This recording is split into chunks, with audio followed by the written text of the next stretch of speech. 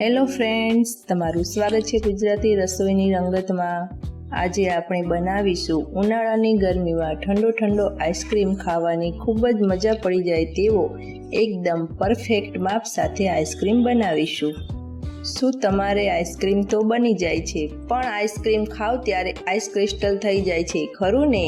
આજે આપણે એવી રીતે આઈસ્ક્રીમ બનાવીશું કે બિલકુલ બજાર જેવો જ બનશે। આઈસ્ક્રીમમાં આપણે GMS કે CMC પાવડરનો ઉપયોગ કર્યા વગર જ આ આઈસ્ક્રીમ બનાવવાનો છે અને આ આઈસ્ક્રીમ એકદમ પરફેક્ટ માપ સાથે મારી આ રીતથી બનાવશો તો બજારનો આઈસ્ક્રીમ લાવવાનું પણ ભૂલી જશો અને ઘરે વારંવાર બનાવશો। આજે આપણે 2 ફ્લેવરના આઈસ્ક્રીમ બનાવીશું, પહેલા બટરસ્કોચ અને બીજો ઓરિયો બિસ્કિટ। આ 2 ફ્લેવરના આઈસ્ક્રીમ બનાવવાના છે, તો ચાલો રેસીપી શરૂ કરીએ। તો સૌથી પહેલાં મેં અહીંયા એક કડાઈ લીધી છે। તમે જે વાસણમાં આઈસ્ક્રીમ બનાવવાનો હોય તે લઈ શકો છો। હવે કડાઈમાં આપણે બધું પહેલાં મિક્સ કરી લેવાનું છે। તો સૌથી પહેલાં 1 કપ જેટલું દૂધ ઉમેરીશું। આ કપ 250 મિલીનો છે। દૂધ હંમેશા ફૂલ ફેટવાળું જ લેવાનું છે। આઈસ્ક્રીમમાં માપ પરફેક્ટ હશે તો આઈસ્ક્રીમ એકદમ બજાર જેવો જ બનશે।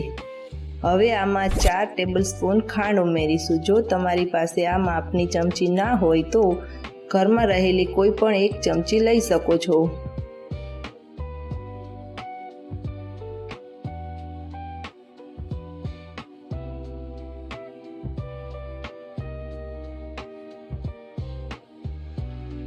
હવે 1 ટેબલસ્પૂન જેટલો આપણે કોર્નફ્લોર ઉમેરીશું। હવે અહીંયા 1/4 કપ જેટલો મેં મિલ્ક પાવડર ઉમેર્યો છે। મિલ્ક પાવડર તમારી પાસે જે પણ હોય તે લઈ શકો છો। હવે 2 ટેબલસ્પૂન જેટલી અમૂલની ફ્રેશ ક્રીમ આવે છે તે ઉમેરીશું। હવે આ બધું પહેલાં સારી રીતે મિક્સ કરી લેવાનું છે। જ્યાં સુધી આપણો મિલ્ક પાવડર અને ખાંડ ઓગળી જાય ત્યાં સુધી સારી રીતે મિક્સ કરી લેવાનું। પછી જ આપણે ગેસ ઉપર મૂકીશું જેથી આમાં ગાંઠા ન પડે અને એકદમ સરસ સ્મૂથ આઈસ્ક્રીમ બને। તો પહેલાં આ રીતે આપણે પ્રોસેસ કરવી જરૂરી છે।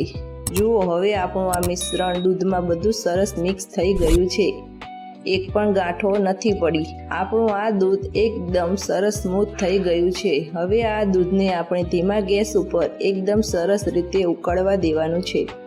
જ્યાં સુધી આપણું દૂધ એકદમ ઘટ્ટ ન થાય ત્યાં સુધી આપણે આને ઉકળવા દઈશું।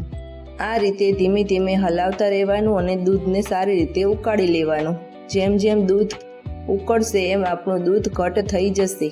જુઓ, અત્યારે ચમચા ઉપર કોટિંગ નથી થતું, જ્યારે દૂધ ઉકળી જશે ત્યારે ચમચા ઉપર એકદમ સરસ કોટ થઈ જશે અને દૂધ એકદમ સરસ ઘટ્ટ થઈ જશે। આ દૂધને આપણે એકદમ ધીમા ગેસ ઉપર જ ઉકાળવાનું છે। આ દૂધમાં આપણે કોર્નફ્લોરનો ઉપયોગ કર્યો છે, એટલે જ્યાં સુધી કોર્નફ્લોર એકદમ સરસ કૂક થઈ જાય ત્યાં સુધી આપણે દૂધને ઉકાળવાનું છે। આ રીતે હલાવતા રહેવાનું અને દૂધને સારી રીતે ઉકાળી લેવાનું। જેમ જેમ ઉકળે છે તેમ તેમ થોડું થીક થવા લાગ્યું છે। જુઓ, દૂધ એકદમ સરસ રીતે ઉકળી ગયું છે। આ દૂધને કેવી રીતે ચેક કરવાનું તે હું તમને બતાવીશ। જુઓ, આપણા ચમચા ઉપર આ રીતે કોટિંગ આવી જશે। તો હવે ગેસ બંધ કરી દઈશું। આને આ દૂધને ચમચાથી હલાવતા જવાનું અને ઠંડુ કરી લેવાનું છે। હવે આપણું આ દૂધ એકદમ સરસ ઠંડુ થઈ ગયું છે। હવે એક બાઉલમાં લઈ લઈશું અને આ આપણે 15 થી 20 મિનિટ માટે ફ્રીજમાં મૂકી દઈશું જેથી એકદમ સરસ ઠંડુ થઈ જાય। હવે જ્યાં સુધી આપણું દૂધ ઠંડુ થાય ત્યાં સુધી આપણે બટરસ્કોચ ક્રંચ બનાવી લઈશું। તો અહીંયા મેં કડાઈ લીધી છે। કડાઈ પોળા તળિયાવાળી લેવાની છે। એમાં આપણે 4 થી 5 ચમચી જેટલી ખાંડ ઉમેરીશું। હવે આ ખાંડને આપણે ધીમા ગેસ ઉપર એની જાતે જ ઓગળવા દેવાની છે। આમાં પાણી, ઘી કે બટર કશું અત્યારે ઉમેરવાનું નથી। ખાંડ ગરમ થશે એટલે એની જાતે જ ઓગળવા લાગશે। આપણે ખાંડને કેરેમલાઇઝ થવા દેવાની છે। જેમ જેમ આપણી કડાઈ ગરમ થશે એમ ખાંડ એની જાતે જ ઓગળવા લાગશે। જુઓ, હવે ધીમે ધીમે ખાંડ ઓગળવાની શરૂ થઈ ગઈ છે। જુઓ ખાંડ બધી આપણી ઓગળી ગઈ છે. ખાંડ ઓગળી જાય એટલે આપણે એમાં થોડુંક બટર ઉમેરીશું અને આ બટરને સારી રીતે મિક્સ કરી લેવાનું. હવે મેં અહીંયા ઝીણા સમારેલા કાજુના ટુકડા લીધા છે એ પણ આમાં ઉમેરી દઈશું અને આ બધું સારી રીતે મિક્સ કરી લેવાનું. હવે મેં અહીંયા એક થાળી લીધી છે. થાળીને મેં પહેલાં તેલવાળી કરીને રાખી હતી. હવે આ બધું મિશ્રણ થાળીમાં લઈ લઈશું અને થાળીમાં થોડુંક ફેલાવી દેવાનું છે. હવે આને આપણે એકદમ સરસ ઠંડુ થવા દેવાનું છે. હવે આપણો આ બટરસ્કોચ ક્રંચ એકદમ ઠંડો થઈ ગયો છે. આપણે થાળી તેલવાળી કરી હતી એટલે એકદમ સરસ આસાનીથી ઉકળી જશે. હવે આપણે આને પાટલી ઉપર લઈ વેલણથી આ રીતે ઝીણો ઝીણો ભૂકો કરી લેવાનો છે. જો આ રીતે બધા બટરસ્કોચનો આપણે ભૂકો કરી લીધો છે. એકદમ ઝીણો ભૂકો નથી કરવાનો, થોડો મોટો રહે એવો ભૂકો કરવાનો છે. હવે આપણે એક મોટું બાઉલ લઈશું. આ બાઉલમાં આપણે વ્હિપિંગ ક્રીમ લેવાની છે. અમૂલની ફ્રેશ ક્રીમ નહીં ચાલે, વ્હિપિંગ ક્રીમ જ લેવાની છે. 1 કપ જેટલી વ્હિપિંગ ક્રીમ લીધી છે. ક્રીમ 250 મિલી છે. જેટલું દૂધ આઈસ્ક્રીમ માટે લીધું હતું એટલી જ ક્રીમ લેવાની છે. મેં અહીંયા ટ્રોપોલાઇટની ક્રીમ લીધી છે. હવે હેન્ડ બીટરથી આપણે આને વ્હીપ કરવાની છે. જેમ જેમ ક્રીમ વ્હીપ થશે એમ એમ આપણી ક્રીમ ફૂલીને ડબલ થઈ જશે. આપણી ક્રીમ એકદમ વ્હીપ થઈ ગઈ છે. આ રીતની વ્હીપિંગ કરવાની છે અને આ ક્રીમ વ્હીપ કરવા માટે આવા ઇલેક્ટ્રિક બીટરની જરૂર પડશે. જો તમારે બીટર ઓનલાઈન લેવું હોય તો મેં એમેઝોનની લિંક ડિસ્ક્રિપ્શનમાં આપી છે, તમે ત્યાંથી ખરીદી શકો છો. તો હવે આપણી વ્હીપ ક્રીમ એકદમ સરસ તૈયાર થઈ ગઈ છે. આવી સ્ટીક થવી જોઈએ. હવે દૂધવાળું જે બેટર બનાવ્યું હતું એ એકદમ સરસ ઠંડુ થઈ ગયું છે. એ પણ હવે આમાં ઉમેરી દેવાનું છે.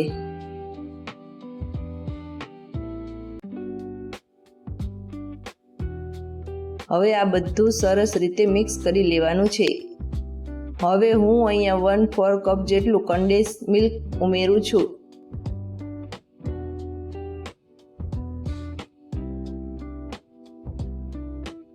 જો આ રીતનો ડબ્બો આવે છે, જેને અમૂલની મીઠાઈ મેટ પણ કહી શકાય છે. હવે આમાં 4 થી 5 ટીપા જેટલા વેનીલા એસેન્સ ઉમેરીશું. હવે આ બધું સારી રીતે મિક્સ કરી લેવાનું છે. હવે હું અહીંયા 2 ફ્લેવરના આઈસ્ક્રીમ બનાવવાની છું, તો આને અડધું અડધું કરી લઈશું. તો હવે મેં અહીંયા 2 ભાગમાં કરી લીધું છે. આ વેનીલા ફ્લેવરનો આઈસ્ક્રીમ છે અને આ ચોકલેટી ઓરિયો આઈસ્ક્રીમ છે. તો આમાં આપણે ચોકલેટ એસેન્સ ઉમેરીશું. આ બધું સારી રીતે મિક્સ કરી લઈશું. હવે આ બટરસ્કોચ આઈસ્ક્રીમમાં આપણે બટરસ્કોચ ક્રંચ ઉમેરીશું, જે આપણે પહેલાં બનાવ્યા હતા તે. થોડા ક્રંચ આપણે રહેવા દઈશું ઉપર ગાર્નિશિંગ કરવા માટે. હવે આ બધું સારી રીતે મિક્સ કરી લેવાનું છે. જુઓ આ બધું સરસ રીતે મિક્સ થઈ ગયું છે. હવે આપણે આ ચોકલેટી ઓરિયો આઈસ્ક્રીમ માટે મેં અહીંયા ઓરિયો બિસ્કિટના નાના નાના ટુકડા કરી લીધા છે, તે આપણે આમાં ઉમેરી દઈશું. અને હવે આ બધું સારી રીતે મિક્સ કરી લઈશું.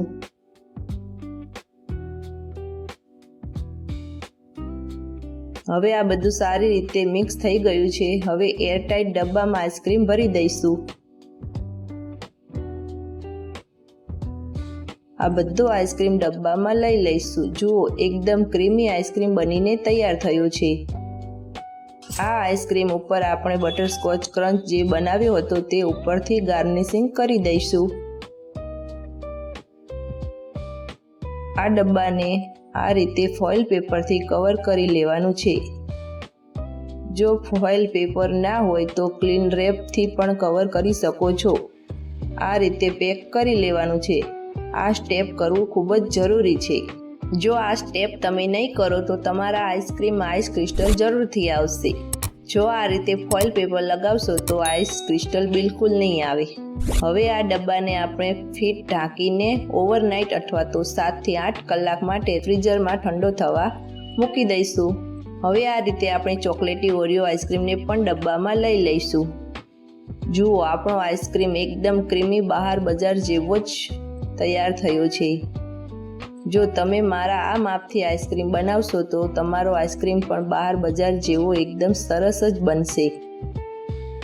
જો આ રીતથી બનાવશો તો આઈસ્ક્રીમ બહારથી લાવવાનું ક્યારેય જરૂર નહીં પડે અને ઘરે વારંવાર બનાવશો.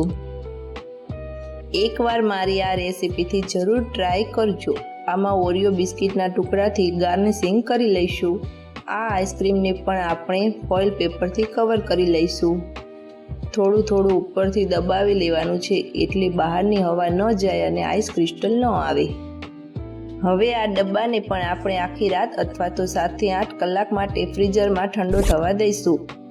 હવે 2 ડબ્બા ભરતા આઈસ્ક્રીમ થોડોક વધ્યો છે તો હું આવા એક નાના ગોળ ડબ્બામાં પણ ભરી લઉં છું. જો આપણે આ રીતે આઈસ્ક્રીમ બનાવીશું તો ઘરે એકદમ ઓછા ખર્ચમાં બનીને તૈયાર થશે. મેં અહીંયા 1 કપ દૂધ લીધું હતું અને 1 કપ વ્હિપિંગ ક્રીમ લીધી હતી. આ 2 કપમાંથી તો આપણો કેટલો બધો આઈસ્ક્રીમ બનીને તૈયાર થયો છે. આને પણ આપણે પેક કરીને ફ્રીઝરમાં મૂકી દઈશું.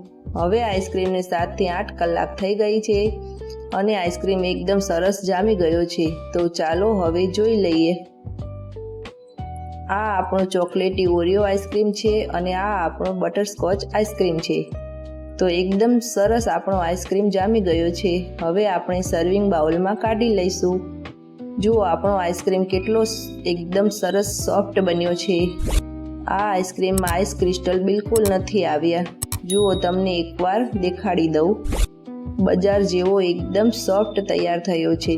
તમને પણ આઈસ્ક્રીમ જોતાં જ મોઢામાં પાણી આવી ગયું ને? તમે પણ એકવાર જરૂરથી ટ્રાય કરજો. તમને મારી રેસીપી કેવી લાગી તે કોમેન્ટમાં જરૂરથી જણાવજો. હજુ સુધી મારી ચેનલને સબસ્ક્રાઈબ ના કરી હોય તો સબસ્ક્રાઈબ કરજો. બાજુમાં રહેલું બેલ આઇકન દબાવજો જેથી કરીને મારી રેસીપીના નોટિફિકેશન સૌથી પહેલાં તમને મળી રહે. અને વિડીયોને લાઈક કરજો, શેર કરજો. તો ફરી મળીએ નવી રેસીપી સાથે. ત્યાં સુધી બાય બાય. જય શ્રી કૃષ્ણ, જય માતાજી.